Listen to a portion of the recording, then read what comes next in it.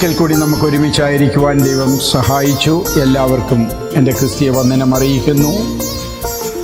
കഴിഞ്ഞ എപ്പിസോഡിൽ നമ്മൾ ചിന്തിച്ചതിൻ്റെ ബാക്കി ഭാഗം ചിന്തിക്കുകയാണ്.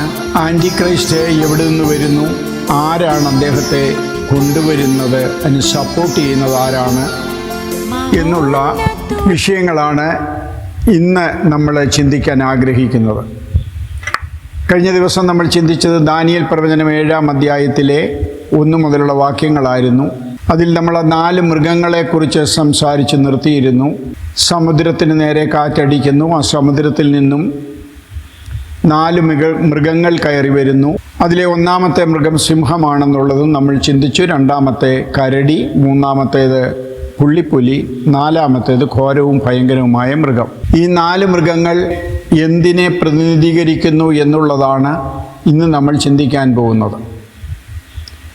ആൻറ്റിക്രൈസ്റ്റിൻ്റെ വരവിനെക്കുറിച്ച് പഠിക്കുമ്പോൾ വ്യക്തമായി ദാനിയേൽ പ്രവചനം പ്രത്യേകിച്ച് 7-ാം അധ്യായം നമ്മൾ പഠിച്ചിരിക്കേണ്ടതാണ്. 7-ാം അധ്യായം, 8-ാം അധ്യായം, 9-ാം അധ്യായം, അങ്ങനെ ആ അധ്യായങ്ങൾ മുഴുവൻ പഠിച്ചെങ്കിലേ നമുക്ക് ഈ ആൻറ്റിക്രൈസ്റ്റിൻ്റെ ഒരു നേർ ചിത്രം നമുക്ക് കിട്ടുകയുള്ളൂ. അത് കഴിഞ്ഞിട്ട് നമ്മൾ വെളിപ്പാട് പുസ്തകം 13-ാം അധ്യായത്തിലേക്ക് പോകണം, പിന്നെ 18-ാം അധ്യായത്തിലേക്ക് പോകണം. 19, 20 ആൻറ്റിക്രൈസ്റ്റുമായിട്ടുള്ള വിഷയങ്ങൾ പ്രതിപാദിക്കുന്നുണ്ട്. അതെല്ലാം നമുക്ക് പഠിക്കണം. സോ നമ്മൾ ഇത് ടൈം എടുക്കുന്ന ഒരു ക്ലാസ്സാണ്. അതുകൊണ്ട് തിടുക്കമില്ലാതെ വളരെ ലളിതമായ രീതിയിൽ ചിന്തിക്കുവാനാണ് നമ്മൾ ആഗ്രഹിക്കുന്നത്. ദാനിയേൽ പ്രവചനം 7-ാം അധ്യായത്തിലെ 1-ാമത്തെ മൃഗത്തെ കൂടാണ് ചിന്തിക്കുന്നത്. അതിന് 4-ാം വാക്യത്തിൽ സിംഹത്തോട് സാദൃശ്യവും കഴുകിൻ ചിറകുള്ളതുമായിരുന്നു ദാനിയേൽ കാണുന്ന മൃഗം. ഞാൻ നോക്കിക്കൊണ്ടിരിക്കെ അതിൻ്റെ ചിറക് പറഞ്ഞുപോയി, നിലത്തു നിന്ന് പൊക്കി മനുഷ്യനെ പോലെ നിവർത്തി നിർത്തി അതിന് മനുഷ്യഹൃദയം കൊടുത്തു. ഇതാണ് 1-ാമത്തെ മൃഗത്തെക്കുറിച്ച് പറയുന്നത്. കഴിഞ്ഞ ദിവസം തന്നെ നമ്മൾ പഠിച്ചിരുന്ന ദാനിയേൽ പ്രവചനം 7-ന്റെ 17-ാം വാക്യം വായിച്ചപ്പോൾ അവിടെ പറയുന്നുണ്ട് ഈ 4 മൃഗങ്ങൾ 4 മൃഗങ്ങളല്ല, ഭൂമിയിൽ ഉണ്ടാകാൻ പോകുന്ന 4 സാമ്രാജ്യങ്ങളാണ്. ഇവിടെ 1-ാമത്തെ മൃഗത്തെക്കുറിച്ച് പറയുമ്പോൾ അത് ആരാന്നുള്ളത് നമ്മൾ 2-ാമത്തെ അധ്യായത്തിലെ ദർശനം കണ്ടപ്പോൾ നമുക്ക് മനസ്സിലായി. തല തങ്കം കൊണ്ട് അത് തിരുമേനി തന്നെ എന്ന് പറയുന്നുണ്ട്. അതേ അർത്ഥത്തിലാണ് ഇവിടെ ഈ 1-ാമത്തെ മൃഗവും വരുന്നത്. അതുമാത്രമല്ല, ഇതിവിടെ മനസ്സിലാക്കാൻ വേണ്ടി നമുക്ക് ഒരു വ്യക്തമായ പിക്ചർ അവിടെ കിട്ടുന്നത്, നോക്കിക്കൊണ്ടിരിക്കുക അതിൻ്റെ ചിറക് പറഞ്ഞു പോയി, അതിനെ നിലത്തു നിന്നും പൊക്കി, പിന്നെ ഒരു കോമാ എടുത്തിട്ട് പറയുന്നു മനുഷ്യനെ പോലെ നിവർത്തി നിർത്തി അതിന് മനുഷ്യ ഹൃദയവും കൊടുത്തു.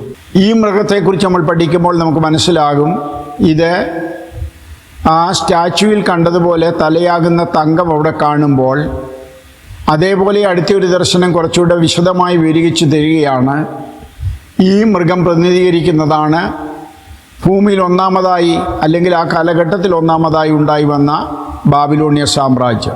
നെബൂഖദ്നേസർ തെക്കു ഭാഗത്തേക്ക് പോയി ഈജിപ്തിനെ ആക്രമിച്ചിട്ട് തിരിച്ചു വരുമ്പോൾ പലപ്പോഴും യെരുശലേമിനെയും അല്ലെങ്കിൽ യഹൂദിയെയും ഇസ്രയേലിനെയും ഒക്കെ പലപ്പോഴും ആക്രമിക്കാറുണ്ട്. അതിൻ്റെ ചരിത്രങ്ങളെ കഴിഞ്ഞ എപ്പിസോഡിൽ ഞാൻ പറഞ്ഞിരുന്നു. എന്നാൽ ഇവിടെ നെബൂഖദ്നേസർ BC 606 വന്നിട്ട് സിദോക്യ രാജാവിനെ പിടിച്ചു കൊണ്ടുപോകുന്നു. ആ കൂട്ടത്തിലാണ് ദാനിയേലും മറ്റും പോകുന്നതെന്നുള്ളതും നമ്മൾ കഴിഞ്ഞ ദിവസം ചിന്തിച്ചു. അപ്പോൾ ഇവിടെ പറയുന്നു അത് സിംഹത്തെ പോലെയാണ്, അതിനെ ചിറക് പറഞ്ഞു പോയായിട്ട് കാണുന്നു. ഈ ചിറക് എന്തിനെ കാണിക്കുന്നു? ഇവിടെയുള്ള മൃഗങ്ങളിൽ 2 മൃഗങ്ങൾക്കാണ് പ്രത്യേകിച്ച് ചിറക് പറയുന്നത്. 1-ാമത്തെ മൃഗത്തായിരുന്ന സിംഹത്തിനും, 2-ാമത് പറയുന്നത് 3-ാമത്തെ മൃഗമാകുന്ന പുള്ളിപ്പുലിക്കും. അത് ചിറക് വേഗതയെ കാണിക്കുന്നു, ഉയരത്തെ കാണിക്കുന്നു. ഈ ബാബിലോണിയ സാമ്രാജ്യത്തിൻ്റെ 1-ാമത്തെ രാജാവായ നെബൂഖദ്നേസർ അനേക രാജ്യങ്ങൾ പിടിച്ചടക്കി ഈ ബാബിലോണിയ സാമ്രാജ്യം വിപുലമാക്കി. മോസ്റ്റ്ലി പറഞ്ഞാൽ ഏഷ്യ മൈനർ മുഴുവൻ അവരുടെ അധീനത്തിലായി. ഇന്ത്യയുടെ അടുത്ത് വരെ അവരെത്തി.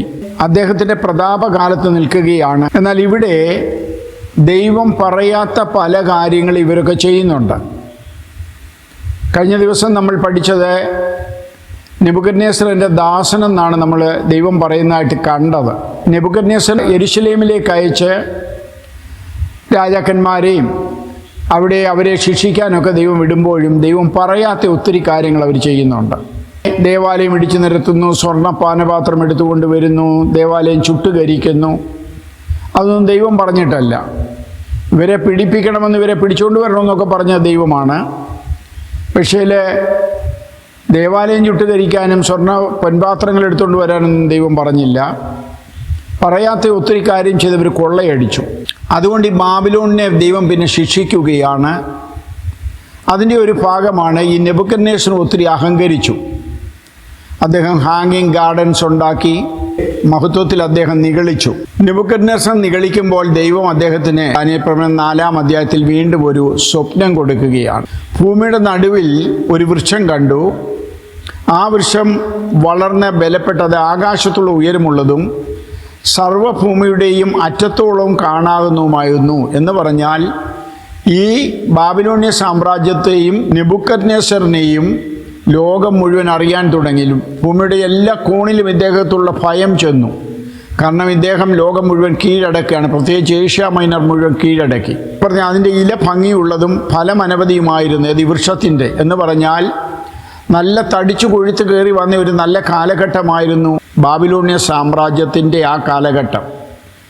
അങ്ങനെ നെബൂഖദ്നേസർ അതിൻ്റെ പ്രതാപകാലത്ത് നിൽക്കുന്ന സമയത്താണ് അന്ന് അവിടുത്തെ ലീവിങ് കോസ്റ്റും, നമ്മൾ ഇന്നത്തെ ഭാഷയിൽ പറഞ്ഞ അവരുടെ GDPയും ഒക്കെ നല്ല ഹൈ സ്റ്റാൻഡേർഡിലായിരുന്നു. അവർ നല്ല സമ്പന്നതയിൽ ജീവിച്ച കാലമാണ്. അവിടെ ആഹാരത്തിനൊന്നും കുഴപ്പമില്ലായിരുന്നു. പക്ഷേ അവിടെ ഒരു കാര്യമുണ്ട്, കാട്ടുമൃഗങ്ങൾ അതിൻ്റെ കീഴിൽ തണലിളച്ചു വന്നു. ആകാശത്തിലെ പക്ഷികൾ അതിൻ്റെ കൊമ്പുകളിൽ വസിച്ചു. ഇവിടെ കാട്ടുമൃഗങ്ങളിൽ നിന്നും ആകാശത്തിലെ പക്ഷികളെന്നും പറയുന്നുണ്ട്. ഈ പക്ഷികൾ ആരാന്നുള്ളത് യേശുക്രിസ്തു വിത്ത് വിതയ്ക്കുന്ന ഉപമയിൽ പറയുന്നുണ്ട്. കാരണം അവിടെ വിത്ത് വഴിയരികെ വീണു, അത് പറവകൾ കൊത്തിക്കൊണ്ടുപോയി. ആ പറവകൾ സാത്താനാണെന്ന് നമുക്ക് മത്തായിയുടെ സുവിശേഷത്തിൽ തന്നെ അവിടെ പറയുന്നതായിട്ട് നമുക്ക് കാണാം. മത്തായിയുടെ സുവിശേഷം 13-ാം അധ്യായത്തിലാണ് ഉപമ പറയുന്നത്. 13-ാം അധ്യായത്തിൻ്റെ 4-ാം വാക്യത്തിൽ, വിതയ്ക്കുമ്പോൾ ചിലത് വഴിയരികെ വീണു, പറവകൾ വന്ന് അത് തിന്നുകളഞ്ഞു. അതിനെക്കുറിച്ച് യേശുക്രിസ്തു 13-ാം അധ്യായത്തിൽ തന്നെ വിവരിക്കുമ്പോൾ 19-ാം വാക്യത്തിൽ, രാജ്യത്തിൻ്റെ വചനം കേട്ടിട്ട് ഗ്രഹിക്കാഞ്ഞാൽ ദുഷ്ടൻ വന്ന് അവൻ്റെ ഹൃദയത്തിൽ നിന്നും വിതയ്ക്കപ്പെട്ടത് എടുത്തു കളയുന്നു. ഇനി അതുമാത്രമല്ല, ആ 13-ാം അധ്യായത്തിലെ 3-ാമത്തെ ഉപമയിലേക്ക് വരുമ്പോൾ, സ്വർഗരാജ്യം കടുക് മണിയോട് സാദൃശ്യം. അതൊരു മനുഷ്യനെടുത്ത് തൻ്റെ വയലിലിട്ടു. അത് എല്ലാ വിത്തിലും ചെറുതെങ്കിലും വളർന്ന സസ്യങ്ങളിൽ ഏറ്റവും വലുതായി. ആകാശത്തിലെ പക്ഷികൾ വന്ന്, പറവകൾ വന്ന് അതിൻ്റെ കൊമ്പുകൾ വസിപ്പാൻ തക്കവണ്ണം അത് വൃക്ഷമായി തീർന്നു.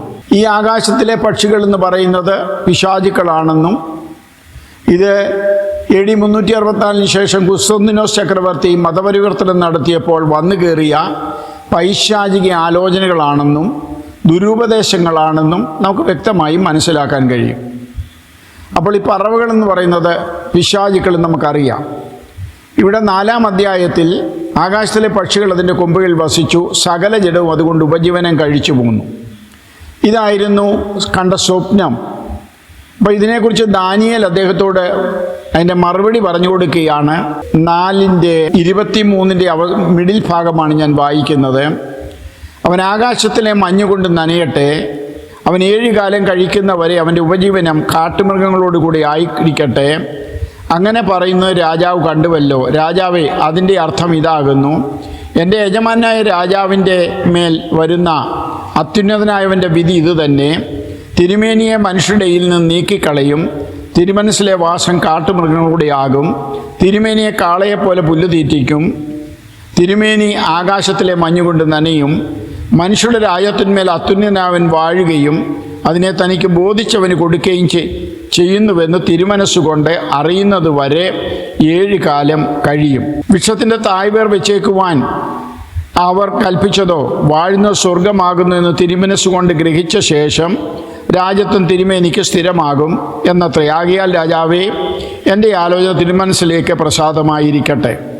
ദാനിയേൽ നെബൂഖദ്നേസറിനെ കുറിച്ച് ആ സ്വപ്നം വിവരിച്ച് പറഞ്ഞു. ആ സ്വപ്നം പിന്നെ അക്ഷരികമായിട്ട് നടക്കുകയാണ് 33-ാം വാക്യത്തിൽ. ഉടൻ തന്നെ ആ വാക്ക് നെബൂഖദ്നേസറിന് നിവൃത്തിയായി. അവനെ മനുഷ്യരുടെ ഇടയിൽ നിന്ന് നീക്കിക്കളഞ്ഞു. അവൻ്റെ രോമം കഴുകൻ്റെ തൂവൽ പോലെയും അവൻ്റെ നഖം പക്ഷികളുടെ നഖം പോലെയും വളരുന്നത് വരെ അവൻ കാള എന്ന പോലെ പുല്ല് തിന്നുകയും അവൻ്റെ ദേഹം ആകാശത്തിലെ മഞ്ഞുകൊണ്ട് നനയുകയും ചെയ്തു. ആ കാലം കഴിഞ്ഞിട്ട് നെബൂഖദ്നേസർ എന്ന ഞാൻ സ്വർഗത്തിലേക്ക് കണ്ണുയർത്തി. 37-ാം വാക്യത്തിൽ പറയുന്നത് ശ്രദ്ധിച്ചോണം. ശ്രേഷ്ഠ മഹത്വം എനിക്ക് അധികമായി സിദ്ധിച്ചു. ഇപ്പോൾ നെബൂഖദ്നേസർ എന്ന ഞാൻ സ്വർഗസ്ഥനായ രാജാവിനെ സ്തുതിച്ചു പാടി പുകഴ്ത്തി ബഹുമാനിക്കുന്നു. അവൻ്റെ പ്രവൃത്തികളൊക്കെയും സത്യവും അവൻ്റെ വഴികൾ ന്യായവുമാകുന്നു. നിഗളിച്ച് നടക്കുന്നവരെ താഴ്ത്തുവാനും അവൻ പ്രാപ്തൻ തന്നെ. അങ്ങനെ ഈ ദൈവത്തെക്കുറിച്ച് നെബൂഖദ്നേസർ ഗ്രഹിക്കുകയാണ്. ഗ്രഹിച്ചിട്ട് അദ്ദേഹത്തിന് മാനസാന്തരം കൊടുക്കുക എന്ന് പറഞ്ഞാൽ ഇദ്ദേഹത്തിന് 7 വർഷം ഒരു പ്രാന്തനെ പോലെ അലഞ്ഞു നടന്നു. അദ്ദേഹം വെളിമ്പ്രദേശത്ത് വന്ന് പുല്ല് തിന്നെന്നൊക്കെയാണ് പറയുന്നത്. അത് ചരിത്രത്തിൽ നമുക്ക് കിട്ടുന്ന കാര്യങ്ങളാണ്. ദാനിയേൽ പ്രവചനം 7-ാം അധ്യായത്തിലേക്ക് വരുമ്പോൾ നമ്മളവിടെ കാണുന്ന സിംഹത്തോട് സദൃശവും കഴുകിൻ ചിറകുള്ളതുമായിരുന്നു. ഞാൻ നോക്കിക്കൊണ്ടിരിക്കെ അതിൻ്റെ ചിറക് പറഞ്ഞുപോയി.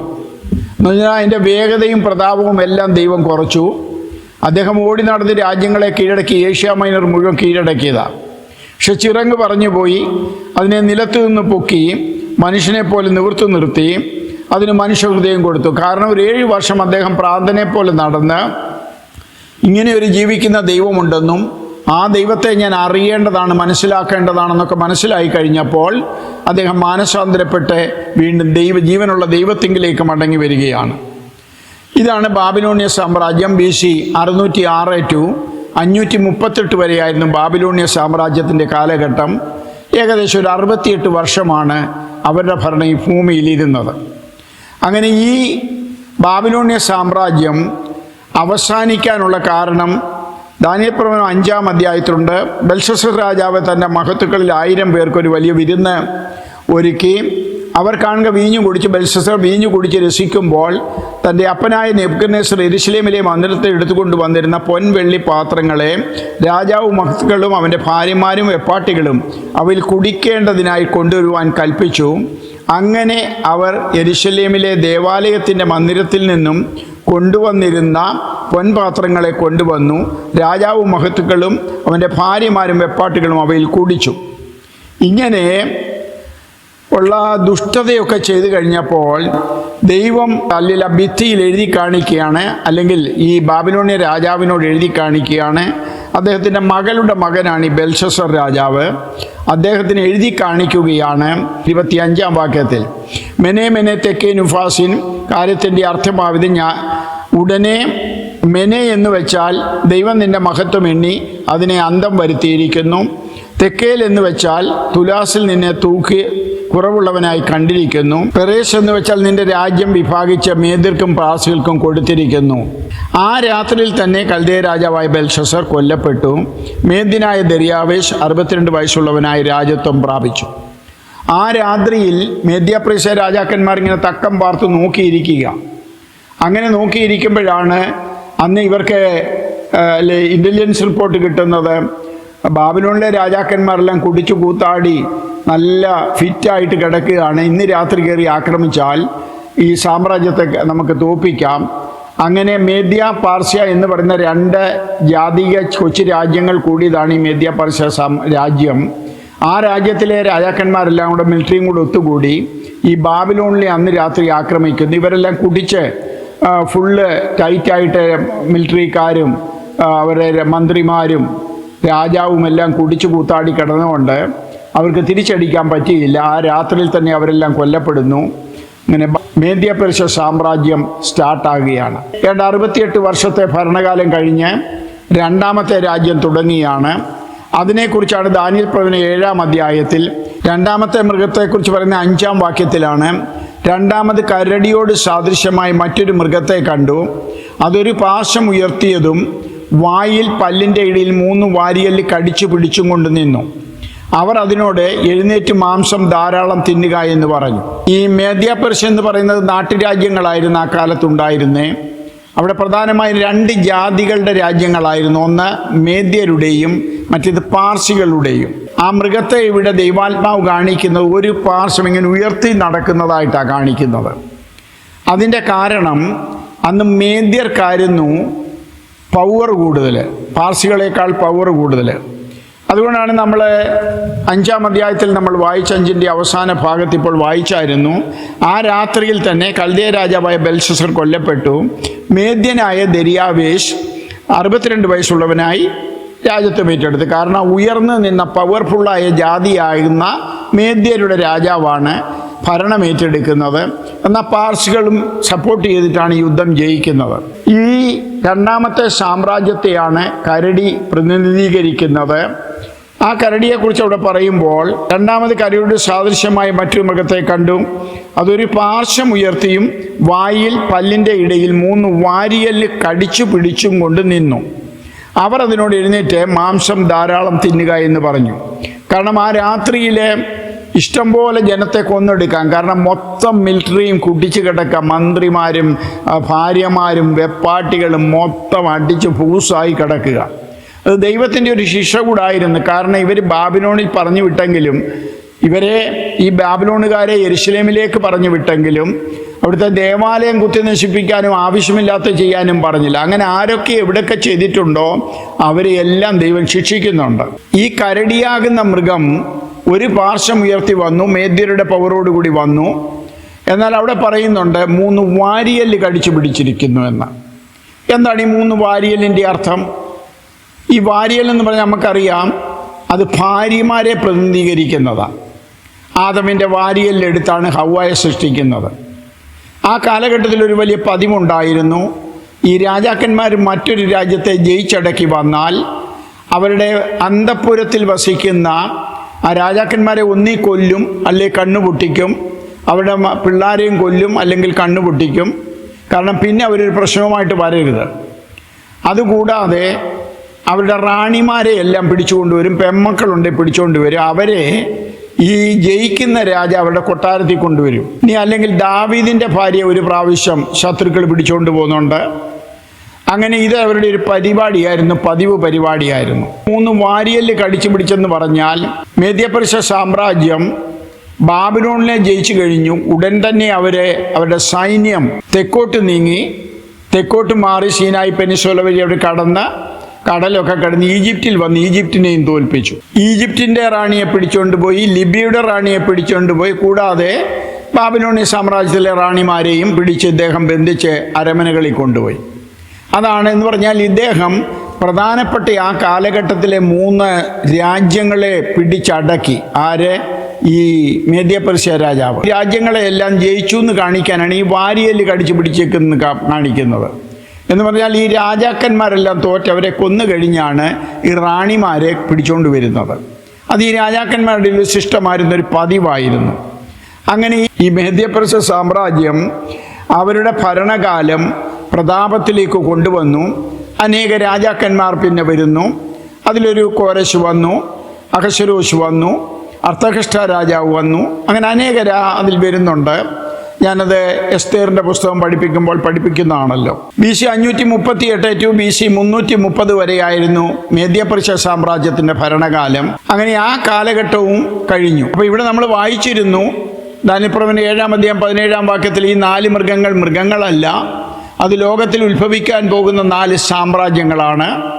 അതിൽ 2 സാമ്രാജ്യങ്ങളുടെ വരവാണ് ഇപ്പോൾ നമ്മൾ ചിന്തിച്ചത്. 3ാമത്തെ മൃഗമാണ്. അതിന് 6-ാം വാക്യത്തിൽ വായിക്കാം. പുള്ളിപ്പുലിക്ക് സദൃശ്യമായ മറ്റൊന്നിനെ കണ്ടു. അതിൻ്റെ മുതുകത്തെ പക്ഷിയുടെ 4 ചിറകുണ്ടായിരുന്നു, മൃഗത്തിന് 4 തലയും ഉണ്ടായിരുന്നു. ഇത് 3ാമത്തെ മൃഗമാണ്. ഇത് പുള്ളിപ്പുലിയാണ്. പക്ഷികളുടെ ചിറകുണ്ടായിരുന്നു. എങ്ങനെ ബാബിലോണിയ സാമ്രാജ്യത്തിന് അല്ലെങ്കിൽ സിംഹത്തിന് ചിറകുണ്ടായിരുന്നോ അതുപോലെ 3ാമത്തെ മൃഗമാകുന്ന പുള്ളിപ്പുലിക്കും ചിറകുണ്ട്. ഈ പുള്ളിപ്പുലിയാണ് BC 330 മുതൽ 323 വരെ ലോകത്തെ കിടിലം കൊള്ളിച്ച ഗ്രേറ്റ് അലക്സാണ്ടറുടെ രാജ്യം. നമുക്കറിയാം, അദ്ദേഹം ഇന്ത്യ വരെ വന്നെന്നറിയാം. ഞാനിപ്പോൾ അതിൻ്റെ മാപ്പിട്ട് തരുമ്പോൾ, അതിൻ്റെ പിക്ചർ ഇട്ട് തരുമ്പോൾ നിങ്ങൾക്ക് കാണാം. ഇന്ത്യയുടെ പഞ്ചാബ് ആ ഭാഗം വരെ അദ്ദേഹം വന്നു. അവിടെ വരുമ്പോൾ അദ്ദേഹത്തിന് പനി പിടിക്കുന്നു ചെറുതായിട്ട്. അദ്ദേഹം പെട്ടെന്ന് പടയാളികളോടും കമാൻഡേഴ്സും ഒക്കെ പറഞ്ഞിട്ട് പറയുകയാണ് നമുക്ക് തിരിച്ചു പോകാം. അങ്ങനെ അദ്ദേഹം തിരിച്ചു വരുന്നു. അദ്ദേഹത്തിൻ്റെ 4 പടയാളികളായിരുന്നു ലിസിമാക്കസ്, കസാഞ്ചർ, ടോളമി, അന്ത്യോക്യസ്. അവർ തിരിച്ചു വരികയാണ്. അദ്ദേഹത്തിൻ്റെ രാജധാനിയിൽ വന്നു കഴിഞ്ഞപ്പോൾ പനി മൂർച്ഛിക്കുകയും വൈദ്യന്മാരാകുന്നത് നോക്കുകയൊക്കെ ചെയ്തിട്ട് അദ്ദേഹത്തെ രക്ഷിക്കാൻ കഴിയുന്നില്ല. അപ്പോഴാണ് നിങ്ങൾ കേട്ടിട്ടുണ്ടാകും, അദ്ദേഹം പറയുന്നു, ഞാൻ മരിക്കുമ്പോൾ എൻ്റെ ശവപ്പെട്ടിക്ക് 2 ഹോൾ ഇട്ടിട്ട് എൻ്റെ കൈ 2 ഭാഗത്തേക്കും അങ്ങനെ പുറത്തേക്ക് വെക്കണം. കാരണം എൻ്റെ ഈ ഓട്ടം വൃഥാവായിപ്പോയി, ഇതെല്ലാം ഉണ്ടാക്കിയിട്ടും ഇതെനിക്ക് അനുഭവിക്കാൻ കഴിഞ്ഞില്ല. ഇനിയും ആരെങ്കിലും രാജാക്കന്മാർ യുദ്ധമോ ഇങ്ങനെയുള്ള പരിപാടികൾക്കോ പോകുന്നെങ്കിൽ അത് വ്യർത്ഥമാണ്. എൻ്റെ ഈ കൈകൾ കണ്ട് മനസ്സിലാക്കണം, ഞാൻ ഇത്രയും ഒന്നുമില്ലാതെ ഈ ഭൂമിയിലേക്ക് വന്നു, ഒന്നുമില്ലാതെ പോകുന്നുവെന്ന്. അങ്ങനെ ഈ അലക്സാണ്ടർ മരിക്കുകയാണ്. അപ്പോൾ ഇദ്ദേഹത്തിന് 4 ചിറക് എന്തിനെ കാണിക്കുന്നു? അദ്ദേഹം ഈ 7 വർഷം കൊണ്ട് അദ്ദേഹം ഫിലിപ്പ് രാജാവിൻ്റെ മകനാണ്. ഈ ഫിലിപ്പ് രാജാവിൻ്റെ പാരമ്പര്യത്തിൽ വന്നു. ഇദ്ദേഹത്തിൻ്റെ കാലത്താണ് പ്രതാപം വീണ്ടെടുക്കുന്നത് യവന സാമ്രാജ്യം അല്ലെങ്കിൽ ഗ്രീക്ക് സാമ്രാജ്യം. ആ പ്രതാപം വീണ്ടെടുത്ത കാലത്തിന് ശേഷം ആണ് അദ്ദേഹം ഇന്ത്യ വരെ വന്ന് യുദ്ധം ചെയ്ത് രാജ്യങ്ങളെ, ഇറാന്, ഇറാഖ്, അതെല്ലാം അന്ന് ഈ രാജ്യങ്ങളൊക്കെ എല്ലാം ഇദ്ദേഹത്തിൻ്റെ അണ്ടറിലായി, ഒറ്റ സാമ്രാജ്യമായി. അതാണ് യവന സാമ്രാജ്യം അല്ലെങ്കിൽ ഗ്രീക്ക് സാമ്രാജ്യം. ഈ മൃഗത്തിന് 4 തല ഉണ്ടായിരുന്നു എന്ന് പറയുന്നുണ്ട്. ആ 4 തല എന്താണെന്നുള്ളത് നമുക്ക് പിന്നെ കാണാം. ആ 4 തല പിന്നെ 4 കൊമ്പായിട്ട് 8-ാം അധ്യായത്തിൽ വരുന്നുണ്ട്.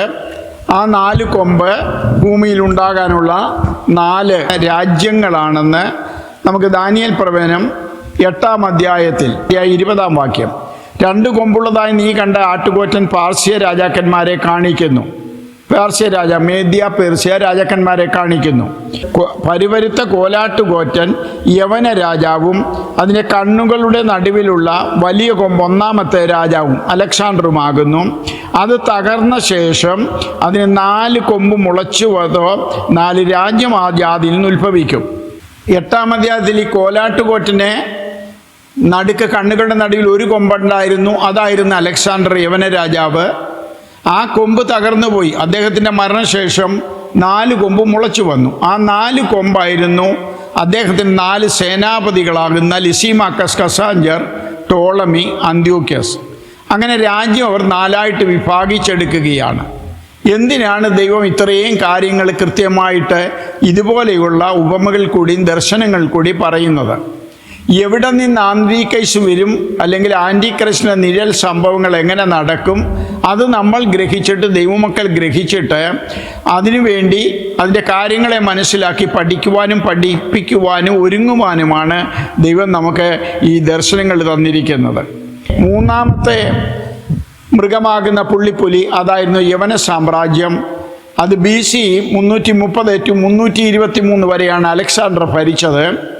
അതിനുശേഷം പിന്നെയാണ് ഈ 4 രാജ്യമായിട്ട് ഇത് പിരിയുന്നത്.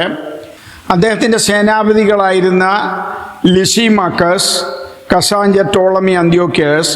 അങ്ങനെ ഏഷ്യ മൈനർ ലിസിമാക്കസിനും മാസിഡോണിയ അല്ലെങ്കിൽ ഗ്രീക്ക് ആ ഏരിയ കസാഞ്ചർക്കും, അതിൻ്റെ ടോളമിക്ക് ഈജിപ്റ്റും, സിറിയ സെല്യൂക്കസിനും, സിറിയ ഭാഗം സെല്യൂക്കസ് അല്ലെങ്കിൽ അന്ത്യോക്യസിനും കൊടുക്കുകയാണ്.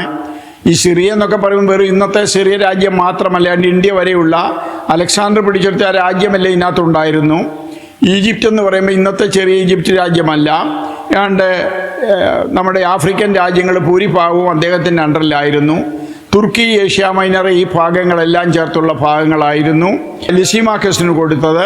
യൂറോപ്യൻ രാജ്യങ്ങളൊക്കെ ആയിരുന്നു കസാഞ്ചറുടെ കയ്യിലുമുണ്ടായിരുന്നു. അങ്ങനെ ഈ ഏഷ്യ മൈനർ, ഏഷ്യ മോസ്റ്റ്ലി ഇവർ 4 പേരായിട്ട് വീതിച്ചെടുത്തു.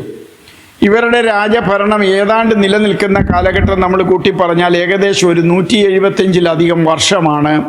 അലക്സാണ്ടറുടെ മരണശേഷം BC 323 തൊട്ട് ഇങ്ങോട്ട് നോക്കിയാൽ ഈ അന്ത്യോക്യസ് എപ്പിഫാനസ് യെരുശലേം ദേവാലയത്തിൽ പന്നിയെ യാഗം കഴിച്ച് അവിടെ യഹൂദന്മാരെ ആക്രമിക്കുന്ന ആ സമയം വരെയുള്ള ഏകദേശ കാലം 175 വർഷമാണ്. ആ കാലഘട്ടം മുഴുവൻ ഈ 4 രാജ്യങ്ങൾ അവരുടേതായ പവറിൽ ജീവിച്ചു.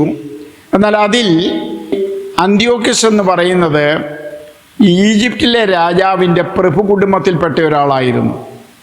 അവർ കമാൻഡേഴ്സ് ആയിരുന്നു അലക്സാണ്ടറുടെ. അപ്പോൾ ഈ രാജ്യം ഭാഗിക്കുമ്പോൾ ആക്ച്വലി ഈ സിറിയ നാട് ഏതാണ്ട് ഈ ഈജിപ്തിൻ്റെ രാജാവിൻ്റെ അധീനതയിൽ വരുവാൻ, താഴെ വരുവാൻ, ഒരു പ്രഭു കുടുംബത്തിൽപ്പെട്ടവനാണ്. ദാനിയേൽ 11-ാം അധ്യായത്തിലാണ് നമുക്കത് കാണുന്നത്. അപ്പോൾ അതിൻ്റെ അധീനതയിൽ നിന്നെങ്കിലും അല്പം കഴിഞ്ഞ ഈ സിറിയൻ രാജാക്കന്മാർ അന്ത്യോക്യസ് രാജവംശം അവർ പ്രതാപത്തിലേക്ക് എത്തുകയും അവർ ഈജിപ്തിനെ ധിക്കരിക്കുകയും ഏകദേശം 4 പ്രാവശ്യം യുദ്ധത്തിന് വന്നു. എന്നാൽ അതിഘോരമായ 3 യുദ്ധങ്ങളാണ് പിന്നെ സിറിയയും ഈജിപ്തും കൂടെ നടക്കുന്നത്.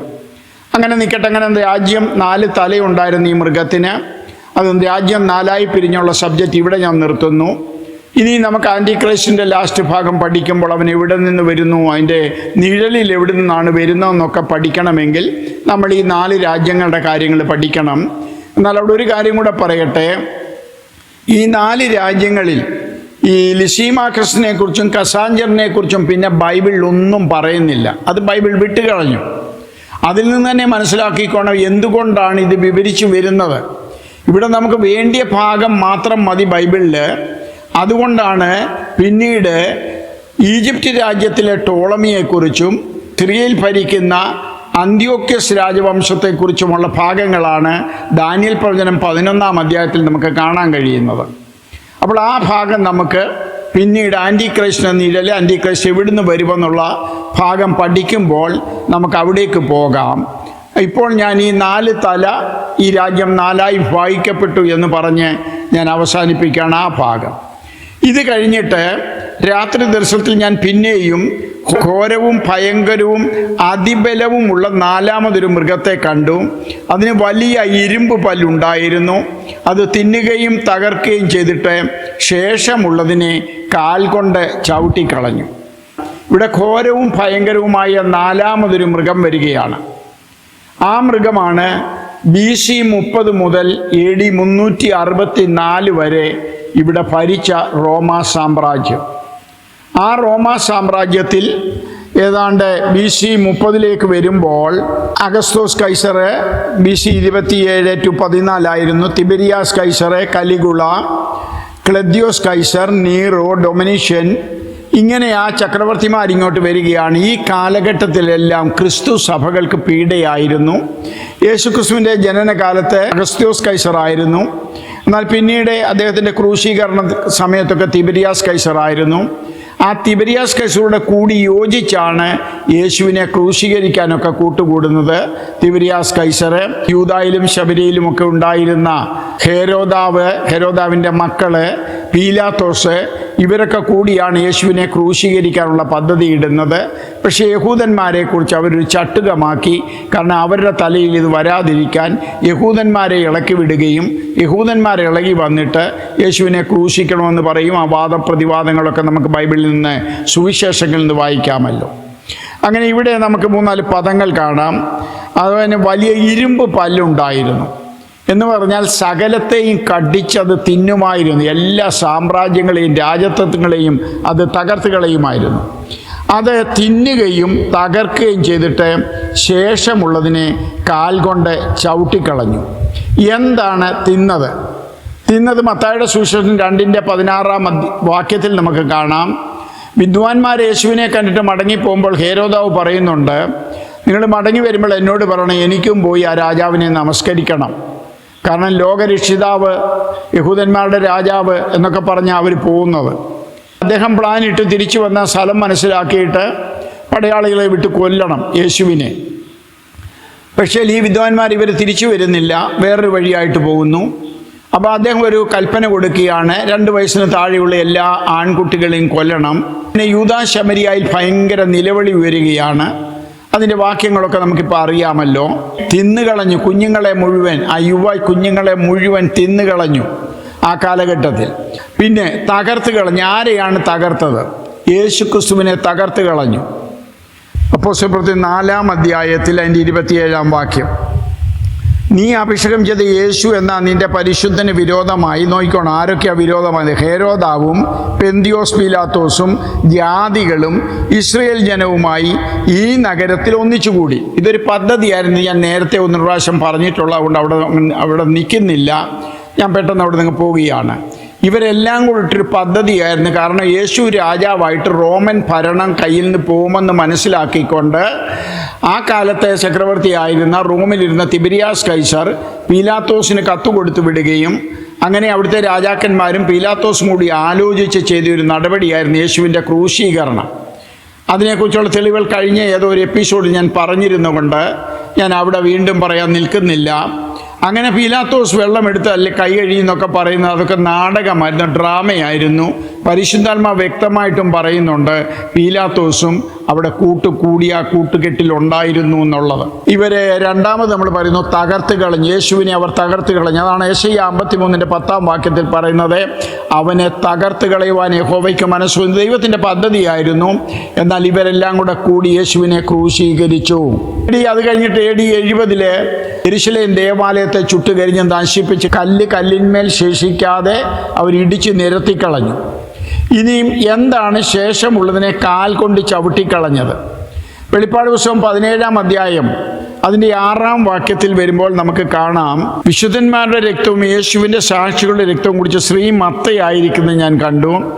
അവളെ കണ്ടിട്ട് അത്യന്തം ആശ്ചര്യപ്പെട്ടു. സ്ത്രീ രക്തം കുടിച്ചിരിക്കുക. ഈ സ്ത്രീ ആരാന്നുള്ളത് നമുക്ക് അവസാന എപ്പിസോഡുകളിലും ചിന്തിക്കാം. ഒരു നാമധേയ സഭയാണെന്ന് നമുക്ക് ഏതാണ്ട് മനസ്സിലാകും. ആരുടെയൊക്കെ രക്തമാണ് കുടിച്ചിരിക്കുന്നത്? വിശുദ്ധന്മാരുടെ രക്തവും യേശുവിൻ്റെ സാക്ഷികളുടെ രക്തവും കുടിച്ച് സ്ത്രീ മത്തയായിരിക്കുന്നത് ഞാൻ കണ്ടു.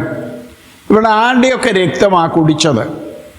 അത് മനസ്സിലാകണമെങ്കിൽ നമുക്ക് എബ്രായ ലേഖനത്തിലേക്കൊന്ന് പോകാം. എബ്രായ ലേഖനം 11-ാം അധ്യായത്തിലെ 35-ാം വാക്യം, സ്ത്രീകൾക്ക് തങ്ങളുടെ മരിച്ചവരെ ഉയർത്തെഴുന്നേൽപ്പിനാൽ തിരികെ കെട്ടി മറ്റു ചിലരെ കുറിച്ച് പറയുകയാണ്. അവർ ഏറ്റവും നല്ലൊരു ഉയർത്തെഴുന്നേൽപ്പ് ലഭിക്കേണ്ടതിന് ഉദ്ധാരണം കൈക്കൊള്ളാതെ ഭേദ്യമേറ്റു.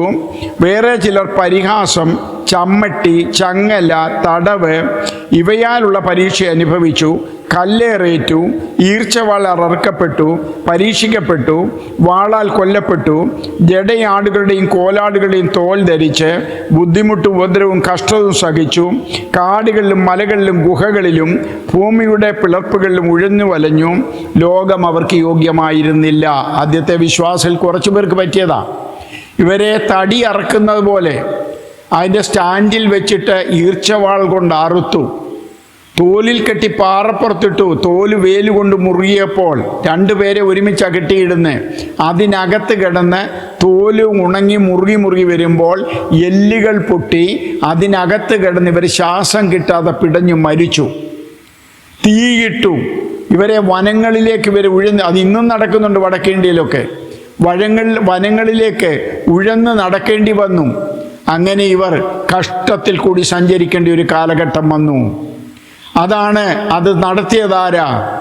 ഈ ഒരു സ്ത്രീ എന്ന് പറയുന്ന നാമധേയ സഭയാ. അതിനെക്കുറിച്ചാണ് ദാനിയേൽ പ്രവചനത്തിൽ 7-ാം അധ്യായത്തിൽ നമ്മൾ വായിച്ചത്. അതിൻ്റെ 7-ാം വാക്യം അതിൻ്റെ അവസാനത്തിലേക്ക് പോകുമ്പം അത് തിന്നുകയും തകർക്കുകയും ചെയ്തിട്ട് ശേഷമുള്ളതിനെ കാൽ കൊണ്ട് ചവിട്ടിക്കളഞ്ഞു. ഈ രാജ്യത്വമായിരുന്നു 4-ാമത്തെ രാജ്യത്വം. അതായിരുന്നു റോമ സാമ്രാജ്യം.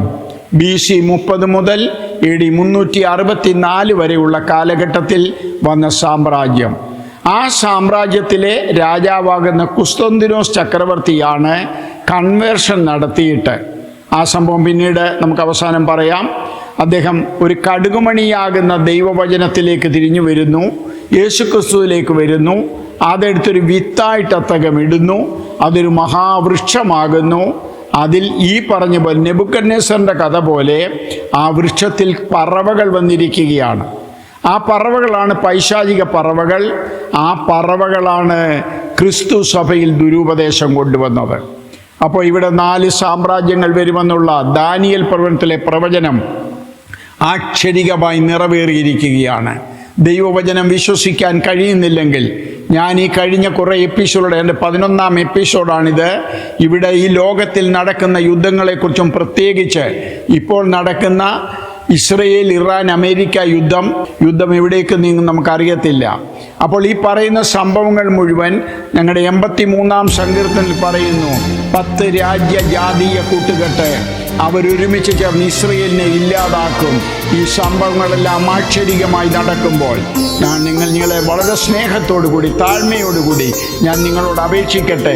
ഈ ദൈവത്തെ അറിഞ്ഞുകൊണ്ട് ഈ ദൈവവചനത്തിൻ്റെ സത്യങ്ങളും മർമ്മങ്ങളും പ്രവചനങ്ങളും നടന്നത് ഗ്രഹിച്ച് ഈ ദൈവത്തിൽ വിശ്വസിക്കണം. കാരണം കാഹളം ധ്വനിക്കും, ഞങ്ങളുടെ കർത്താവ് നമ്മെ ചേർക്കുവാൻ വരാറായി. ഇതിൻ്റെ അടുത്ത ഭാഗം അടുത്ത എപ്പിസോഡിൽ നമുക്ക് ചിന്തിക്കാം. ദൈവം നമ്മെ എല്ലാവരെയും ബലപ്പെടുത്തുമാറാകട്ടെ.